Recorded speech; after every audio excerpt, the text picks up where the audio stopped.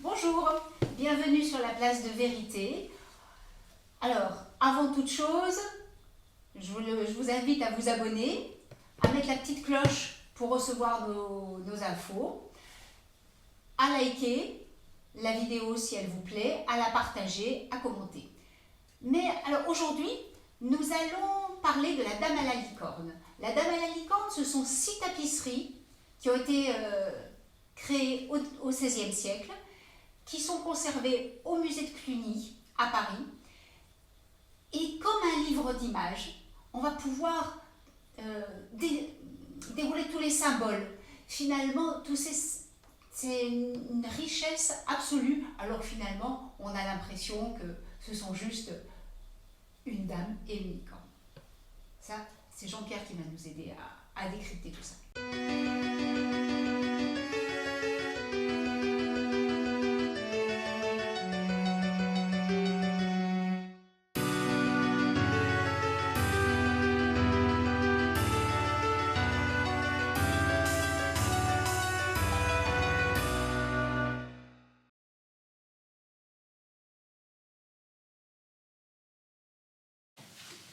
Bonjour Jean-Pierre.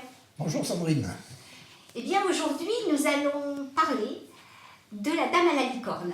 Ces 6 tapisseries qui sont conservées au musée de Cluny ont une apparence décorative, mais en fait, loin d'être uniquement décoratives, elles sont surtout symboliques.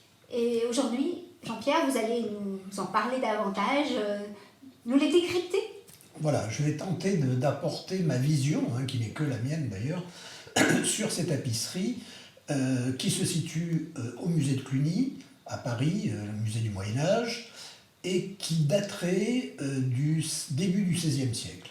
Alors le début du XVIe siècle, c'est quoi? C'est une période un petit peu charnière, c'est une période charnière dans l'histoire où on est à la fin du Moyen-Âge, puisque la fin du Moyen-Âge se situe pour beaucoup aux alentours de 1460-1490, et ensuite sur la période de la Renaissance. Donc, cette tapisserie serait inspirée par un écrit de François Villon, qui, lui, est un auteur du Moyen-Âge, puisqu'il était dans la période véritablement avant la Renaissance, et les tapissiers des Flandres auraient repris, se seraient inspirés de cet ouvrage de François Villon pour justement en faire une œuvre qui se décline en 6 tapisseries. Et on nous dit, alors c'est une œuvre magnifique, je veux dire, je vous incite à aller la voir au musée, elle décrit les 5 sens et une synthèse de ces 5 sens. Alors, ça, c'est ce qu'on nous dit. C'est ce qu'on nous dit. Alors, dans les 5 sens, il y a effectivement le toucher, le goût, l'odorat, l'ouïe, la vue, voilà. Mais quand on regarde un petit peu plus loin, parce que les tapisseries, si vous voulez, c'est un moyen, c'est un livre, en définitive. C'est un livre d'images, comme est le tarot, comme est par exemple ce qu'on appelle le mutus liber en alchimie, et qui est en définitive, à travers des images, un parcours effectivement que va faire l'alchimiste pour arriver au grand œuvre. Et bien là, c'est la même chose. On pourrait se demander pourquoi est-ce que des tapissiers ont fait autant de travail, ont mis autant de détails dans leur tapisserie, ont mis autant d'objets, d'animaux, de fleurs. Bref, pourquoi, si c'est simplement pour parler du toucher, du goût, de l'odorat, de la vue ou de l'ouïe, parce que, je veux dire, c'est relativement beaucoup plus simple à exprimer. Ça veut dire que, vraisemblablement là-dessous, il y a une 2e lecture, voire une 3e lecture, voire une 4e lecture, parce que dans cette tapisserie, on retrouve beaucoup de symboles de l'art héraldique, de la chevalerie, de l'amour courtois, de la chrétienté et de l'alchimie. Alors, je ne vais pas, développer tous ces points-là, parce qu'on y passerait la journée et encore bien au-delà. Mais je crois je vais simplement essayer, moi, de poursuivre sur le côté alchimique et symbolique, de manière à essayer de comprendre s'il y a un autre message que celui véritablement des cinq sens. Le message des cinq sens y est, mais je veux dire, il y a peut-être autre chose derrière. Voilà un petit peu ce que je vais tenter de faire.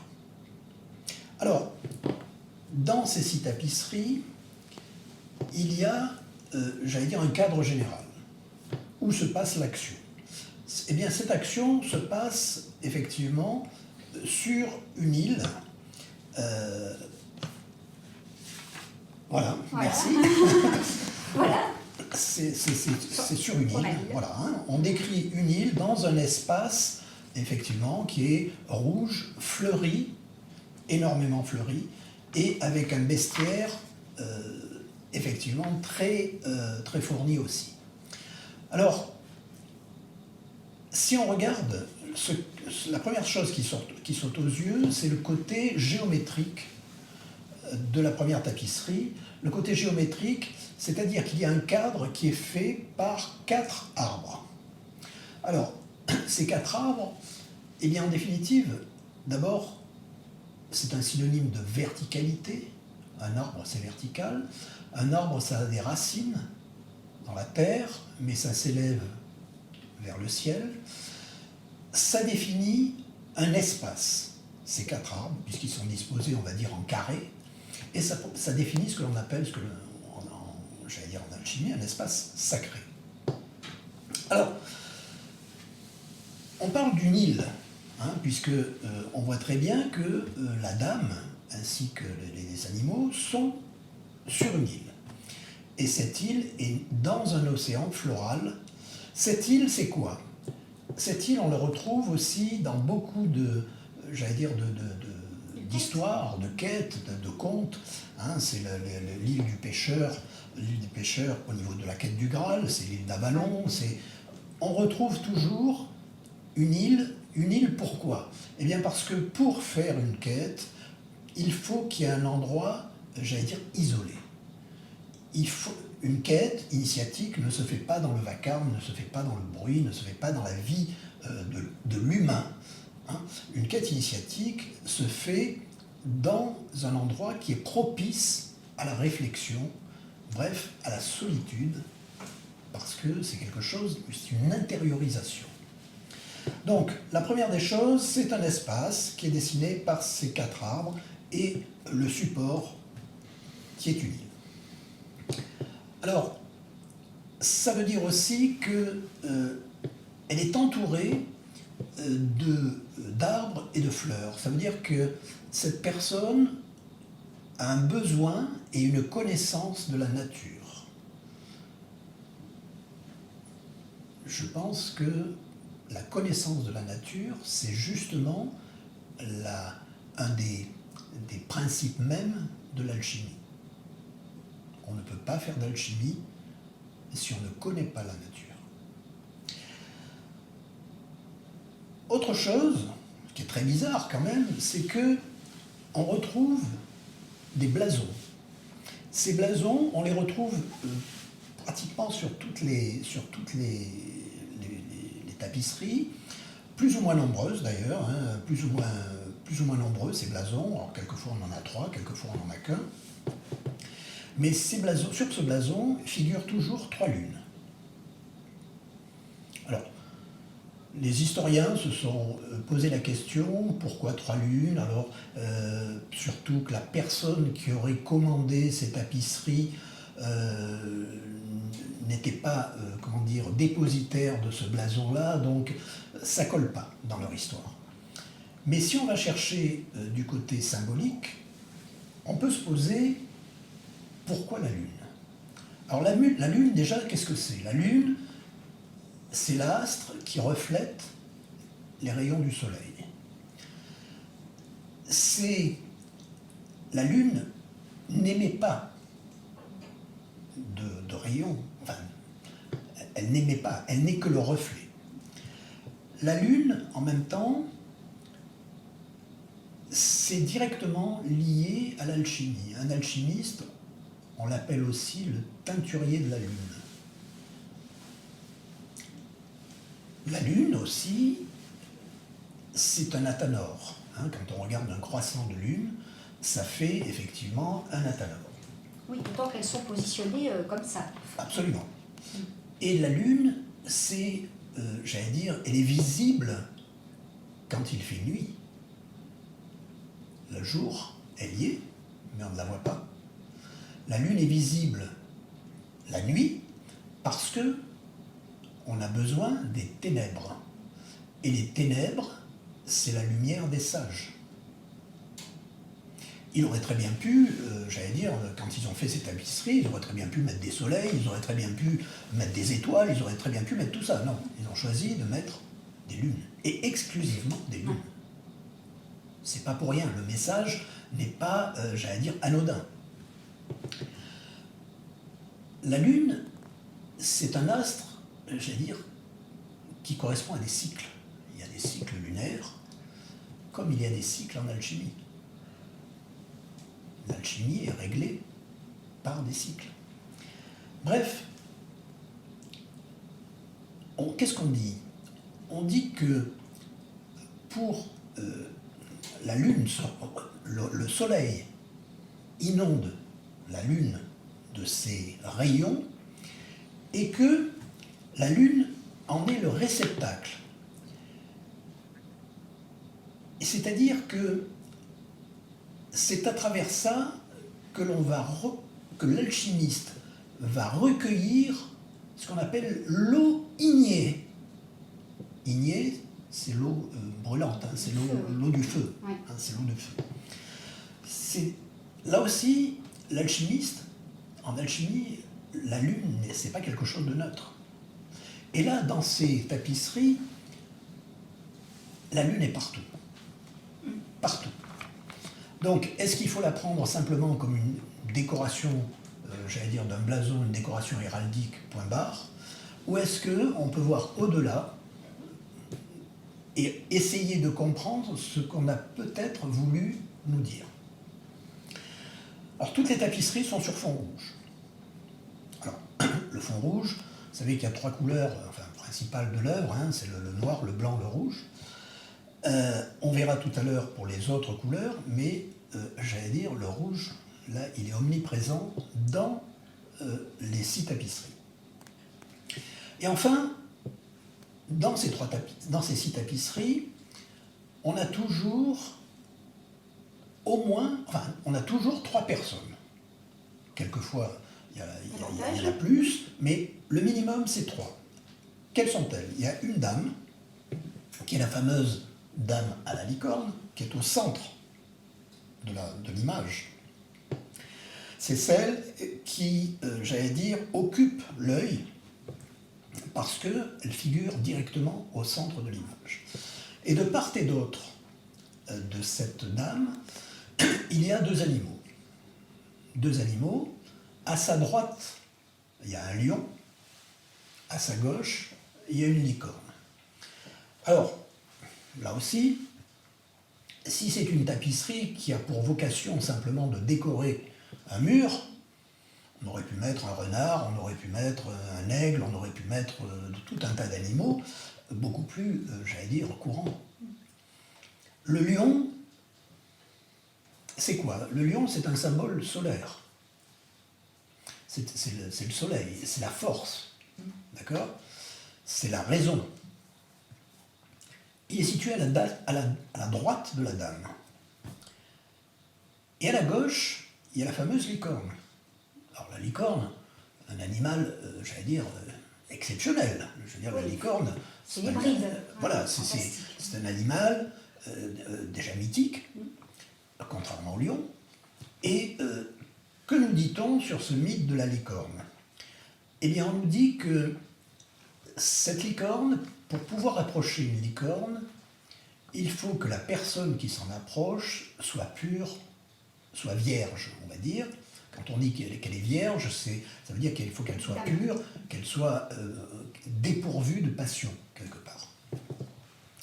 Et cette licorne, elle a une corne, c'est comme un cheval en définitive, hein, alors quelquefois c'est à la fois, c'est à mi-chemin entre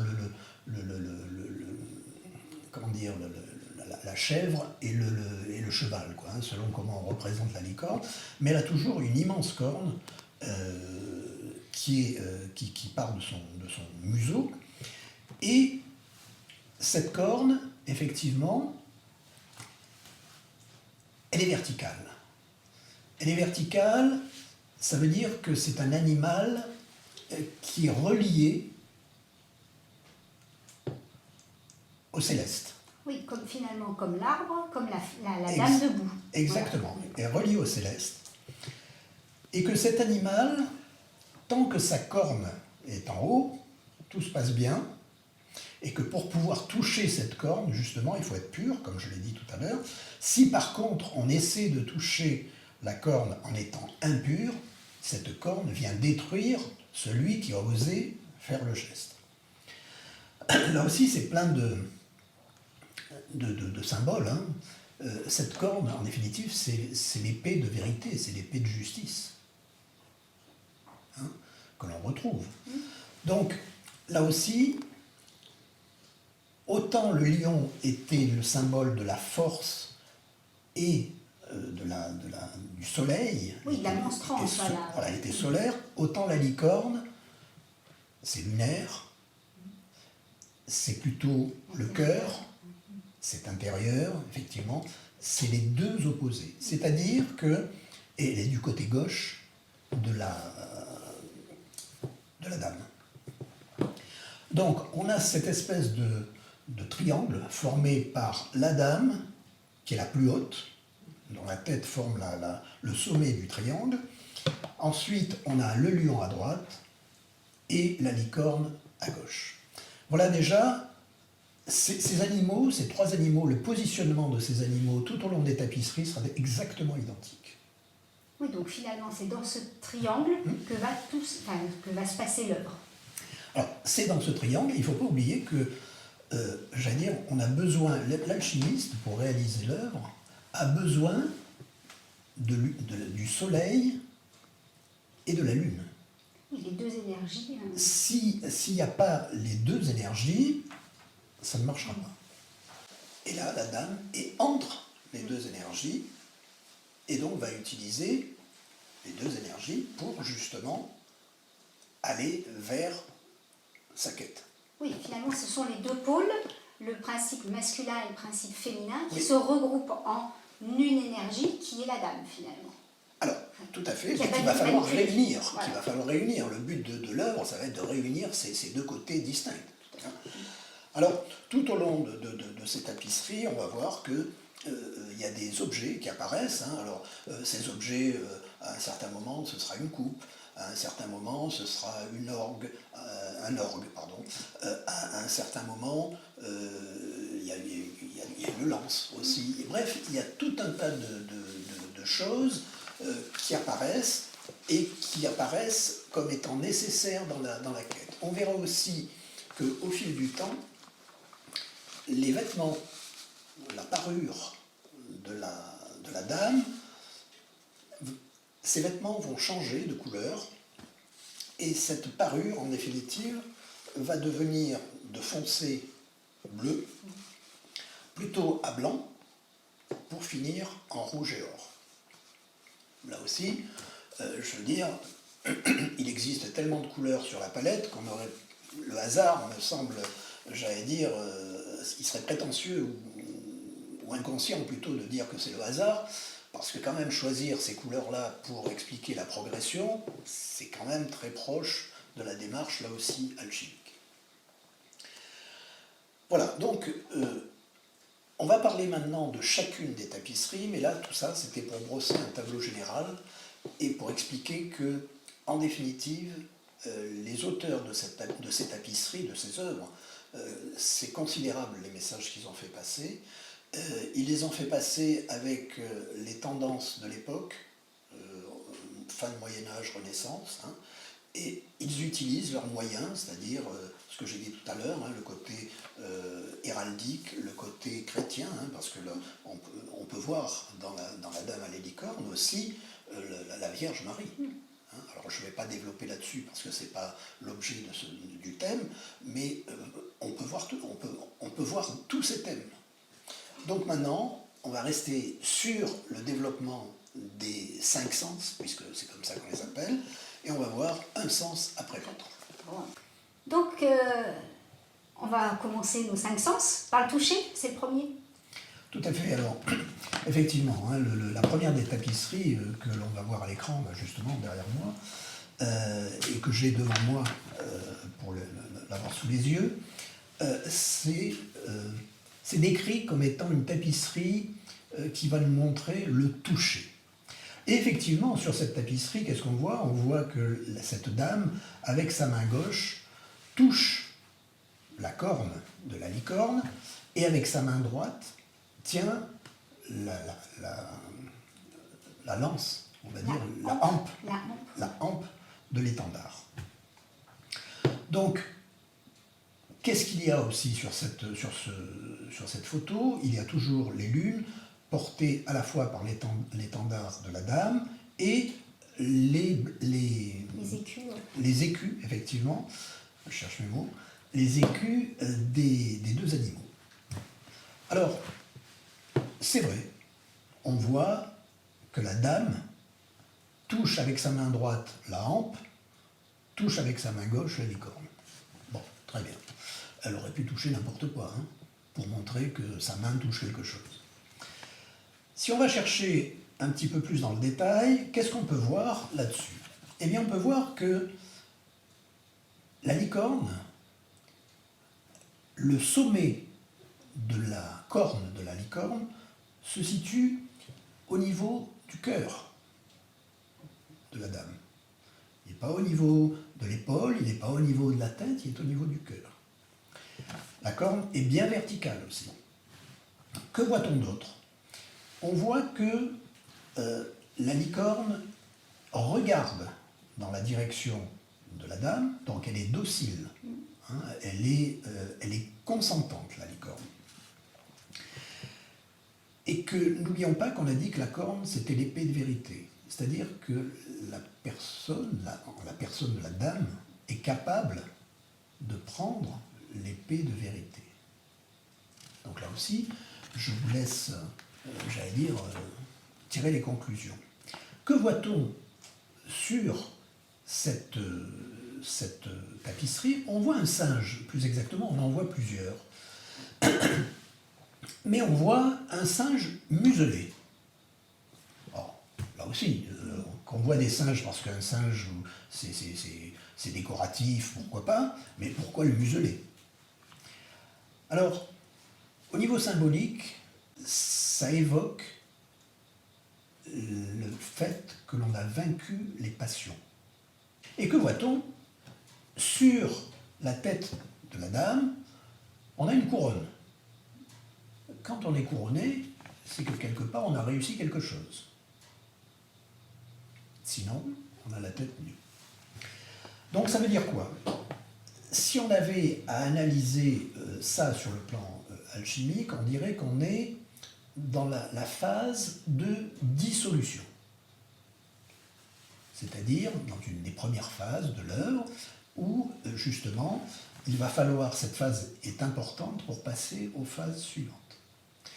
Donc, cette tapisserie, on peut voir le toucher, oui, mais on peut voir aussi que le processus alchimique est engagé, il est engagé par la phase de dissolution, qui est réussie par la couronne et par le fait qu'elle tient la licorne par la corne.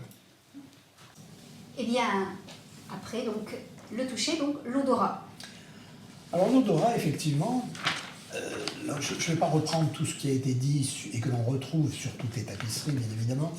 Je vais simplement aller à l'essentiel. L'odorat, effectivement, on nous décrit comme, alors on nous dit que c'est l'odorat parce que la dame est en train de tisser une couronne de fleurs et que derrière, on voit un petit singe qui a volé une fleur et qui respire cette fleur. Alors effectivement, hein, je veux dire, quand on sent une fleur, effectivement, on fait appel à un sens qui est l'odorat. Ça, c'est indéniable. Alors si, pourquoi avoir mis tant de choses sur cette tapisserie simplement pour respirer une fleur? Alors, moi, ce qui attire mon œil sur cette tapisserie, c'est plusieurs choses. D'abord, cette dame, elle tisse une couronne de fleurs, pas n'importe quelle fleur. Elle tisse une couronne d'œillets. Et pas n'importe quel œillet, elle tisse une couronne d'œillets rouges et d'œillets blancs. Alors, qu'est-ce que l'on peut...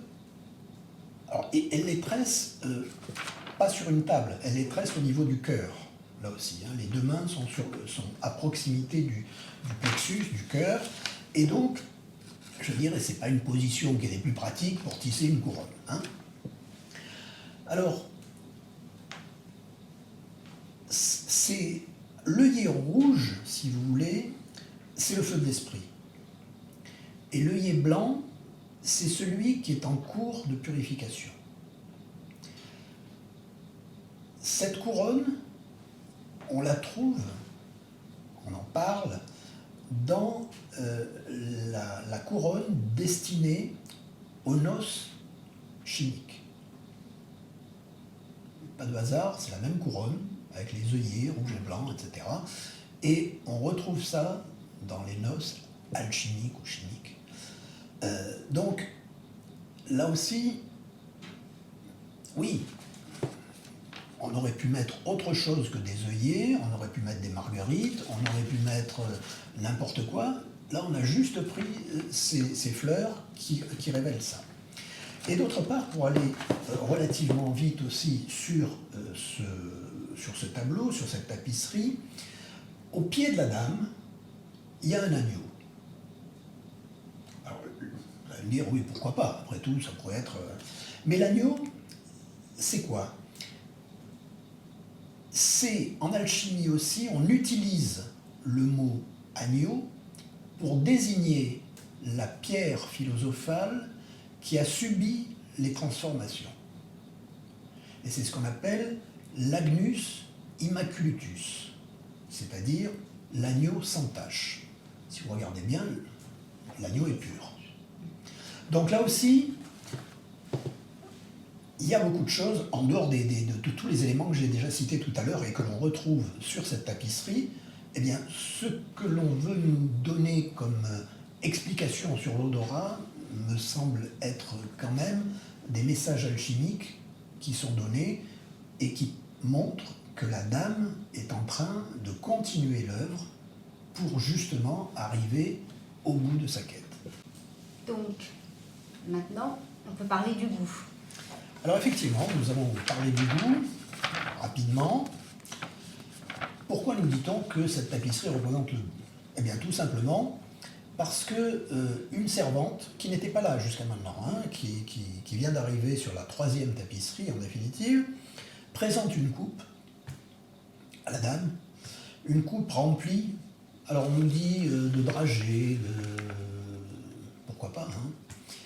Et ce qui est bizarre, c'est que au lieu de porter la dragée à sa bouche pour en avoir le goût, eh bien, elle est plutôt préoccupée par un oiseau, qui est vraisemblablement un perroquet, et qui est, j'allais dire, sur sa main gauche. Vous voyez que c'est quand même pas très pratique quand on veut goûter quelque chose d'avoir un perroquet sur la main gauche et une servante à ses pieds. Alors, pourquoi pas? Ça peut être aussi le goût, oui, mais que peut-on voir dans tout ça? Alors, si je regarde la coupe, ça parle d'elle-même. Hein. La coupe, c'est le Graal, c'est l'Eucharistie, c'est le sang du Christ, c'est tout un tas de choses. Hein. Comme ça, c'est sacré. C'est directement lié à une quête. Et son contenu, en définitive, ce sont des formes de perles. Hein. Et le contenu d'un vase sacré, c'est de nourrir son âme. C'est pas de se nourrir physiquement, c'est de nourrir son âme. Et c'est ce que dit l'alchimiste. La devise de l'alchimiste, c'est orar et laborar. Prier et œuvrer. Eh bien, elle fait ça. C'est-à-dire que l'oiseau, c'est quoi? C'est le symbole de l'âme, en définitive, hein, puisque c'est le volatile, c'est tout ce qui est... On va voir que non seulement il y a le volatile, mais il y a en même temps le souffle divin. Et cet oiseau, en définitive, si on le regarde, il a les ailes déployées, mais il n'a pas pris son envol. C'est-à-dire qu'il est toujours sur la main de la personne, avec les ailes déployées, mais il ne vole pas. Ce qui veut dire que l'âme n'est pas encore prête. Ça veut dire aussi quelque chose qui est, j'allais dire, important pour un alchimiste, c'est de comprendre la langue des oiseaux. C'est pas autre chose qu'un oiseau. Et elle a le visage tourné vers lui. Et lui vers elle. Donc, si on regarde un peu mieux cette tapisserie, eh bien, on voit qu'il y a un souffle. Pourquoi il y a un souffle? Eh bien, tout simplement parce que sa coiffe est agitée. On voit que les écus du lion et de la licorne ont été transformés en capes, et que ces capes sont agitées aussi, ainsi que les oriflammes qui sont sur les hampes. Ça veut dire qu'à ce moment-là, il y a non seulement, j'allais dire, l'oiseau, l'âme, mais il y a le souffle divin qui est rentré dans la scène. Et enfin, un autre point que l'on peut remarquer, c'est que derrière ces trois personnages, enfin ces quatre personnages, puisque maintenant il y a la servante, eh bien, il y a un parterre de roses blanches. Et le parterre de roses blanches, ça veut dire qu'on a commencé l'œuvre au blanc. Donc voilà ce que l'on peut dire sur le goût. On est très loin de goûter des dragées là. On est en train d'explorer véritablement le passage de l'œuvre au noir à l'œuvre au blanc. Alors maintenant qu'on est à l'œuvre au blanc, Louis va pouvoir peut-être nous éclairer en tous les cas. Alors qu'est-ce qu'on va entendre dans la licorne? Voilà, alors effectivement, sur le Louis, la tapisserie qui veut symboliser le Louis, effectivement, est déjà plus logique, là, hein, je veux dire sur le plan profane. Pourquoi? Parce qu'on voit la dame et sa suivante en train de jouer, d'animer un orgue, si vous voulez, et de chanter. On voit que la dame, la servante et même la licorne chantent. Voilà. Donc, on pourrait dire que c'est Louis. Bon, pourquoi pas? Alors, si on regarde les choses d'une autre manière, ou du moins d'une manière, j'allais dire, un petit peu plus subtile, qu'est-ce qu'on voit? Eh bien, Louis, pour faire sa quête, il faut se libérer du mental. C'est-à-dire qu'on doit être dans l'ici et maintenant, on ne doit pas être dans la perturbation du flot d'informations, etc. C'est-à-dire que, comme un alchimiste, quelque part, qui travaille dans son laboratoire, il a besoin du silence. Le bruit est néfaste. C'est le silence qui permet l'intériorisation de la pensée. Alors, dans la notion, avant de jouer comme un chef d'orchestre, quelque part. Il faut faire le silence pour pouvoir ensuite écouter la musique. Cette musique, c'est quelle musique? C'est un orgue. Un orgue, c'est un appareil à vent. On avait déjà parlé du souffle tout à l'heure. On est encore dans le souffle actuellement.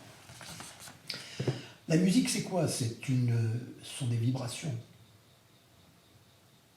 Ce sont des vibrations qui vont permettre à l'initié de comprendre le verbe. Alors, ce souffle va être le support du verbe.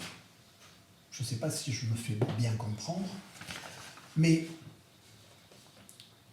le souffle divin, par exemple, c'est ce qu'on appelle en religion l'Esprit Saint.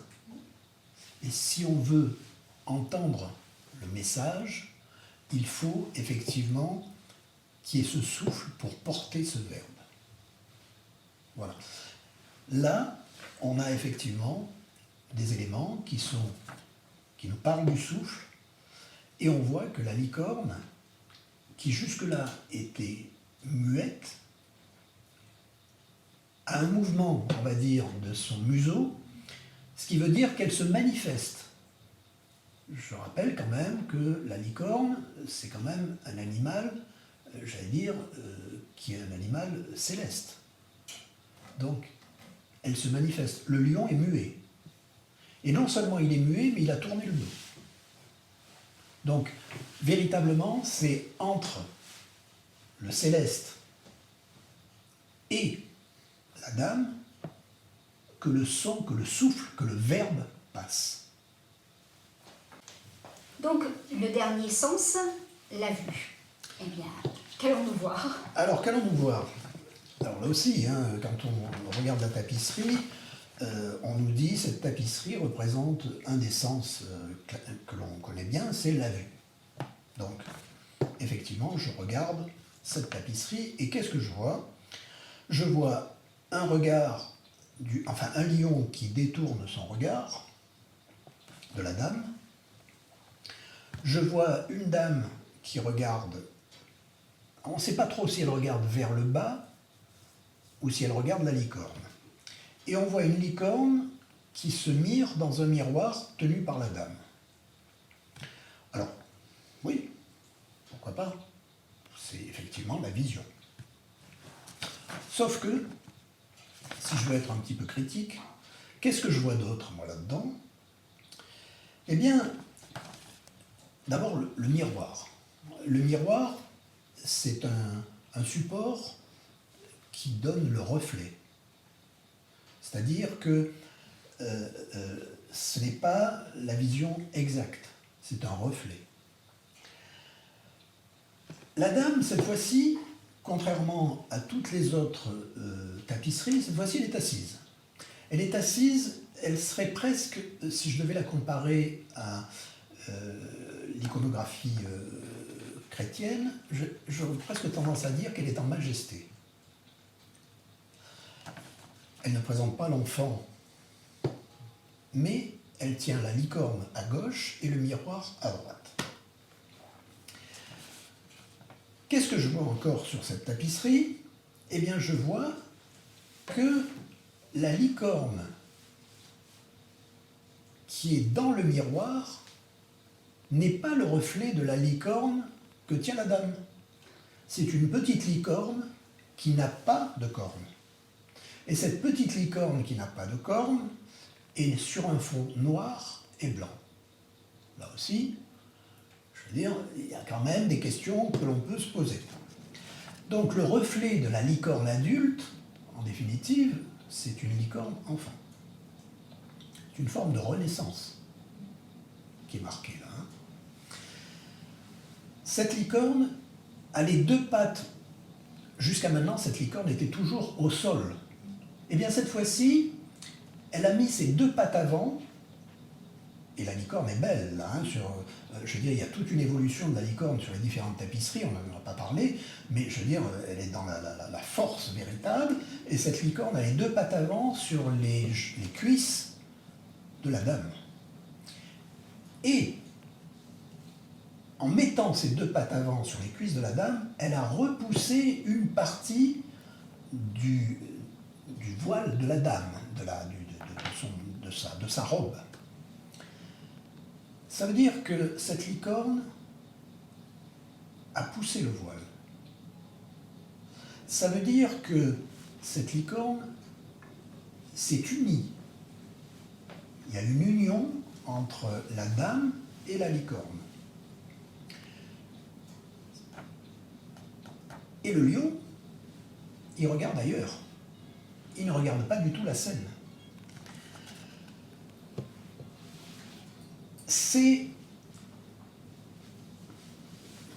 Là, on a une image de la révélation.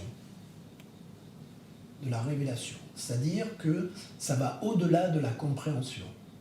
C'est quelque chose qui est révélé par, j'allais dire, un être ou un aspect supérieur qui fait qu'il y a un déclic.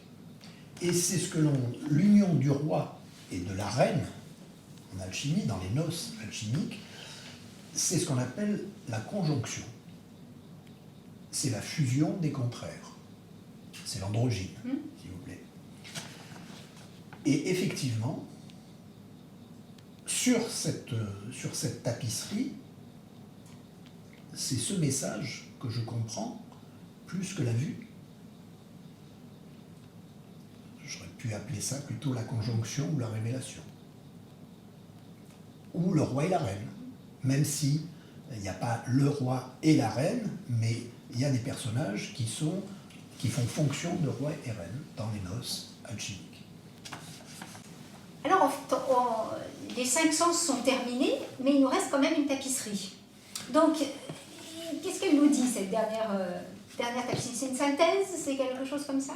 Alors, cette dernière tapisserie, on l'appelle communément « Mon seul désir ». Mon seul désir, souvent, c'est interprété comme la mise en avant de la partie du cœur, on va dire.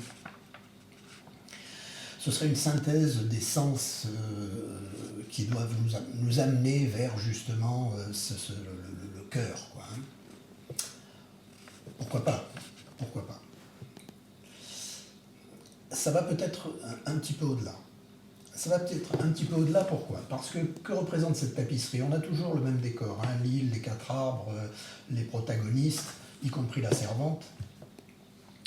Mais nous avons cette fois-ci une tente qui a été montée. Et cette tente, les 2 pans de la tente sont tenus respectivement par le lion et par la licorne. C'est eux qui tiennent les 2 pans ouverts. Ça forme véritablement un triangle, hein.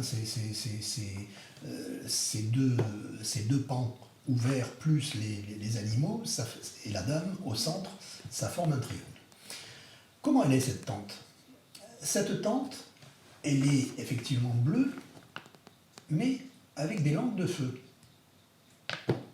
Oh, c'est bizarre ça, pourquoi des langues de feu? On l'a vu que, là aussi, dans la représentation chrétienne, la langue de feu, c'est l'Esprit Saint. Hein. Ça veut dire que c'est pas n'importe quelle tente. Et elle en sort de cette tente. C'est-à-dire qu'il y a eu, effectivement, transformation, transmutation. Dans cet athanor qu'est la tente, effectivement, il y a eu quelque chose qui s'est passé. Alors, c'est la rencontre avec le Saint-Esprit pour les chrétiens, c'est le caducée d'Hermès qui monte et qui redescend, c'est le phénix qui renaît de ses cendres, hein, c'est la transformation, c'est la renaissance. Bref, c'est exactement ce que veut dire cette tapisserie. Pourquoi je dis ça? Tout simplement parce que la dame à la licorne, là, elle sort avec des habits rouges et or. rouge et or, ça parle quand même un petit peu au niveau alchimique pour dire que c'est la phase ultime. Pas très loin, il y a un héron. Alors le héron, on l'apparente aussi au phénix, ce qui veut dire que la transmutation a réussi. Donc, et que fait cette dame-là maintenant? Eh bien, elle donne à sa servante tout ce qu'elle a, tous ses bijoux, elle donne tout à sa servante. C'est-à-dire que son rôle maintenant, ça va être de servir et de transmettre. Et on voit que la servante, effectivement, est en état de réception, comme était la dame avant, alors que maintenant, la dame, c'est elle qui donne. Donc, c'est une... Si on regarde un petit peu cette tapisserie, on peut dire que ça fait penser à la gnose. La gnose hermétique, c'est quoi? C'est la connaissance et l'amour. Mais ce n'est pas la connaissance au niveau connaissance pure, c'est la révélation. Et ce n'est pas l'amour, je t'aime moi non plus, c'est l'amour universel.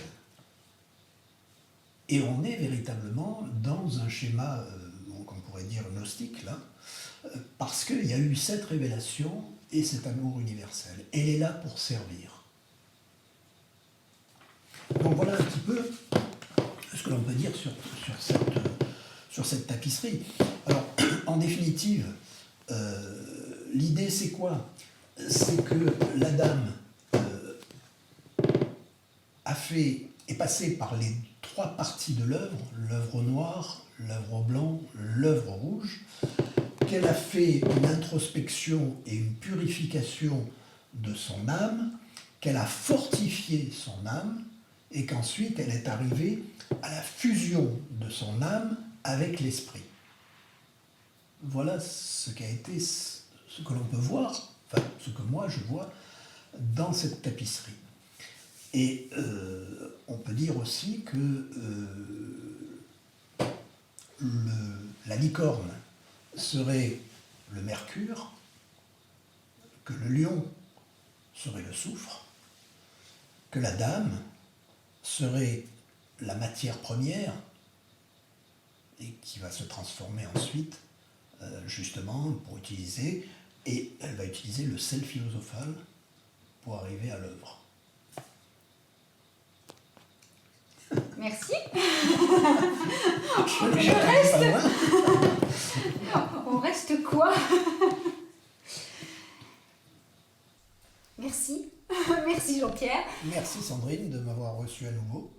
Écoutez, moi j'ai appris plein de choses, je suis ravie.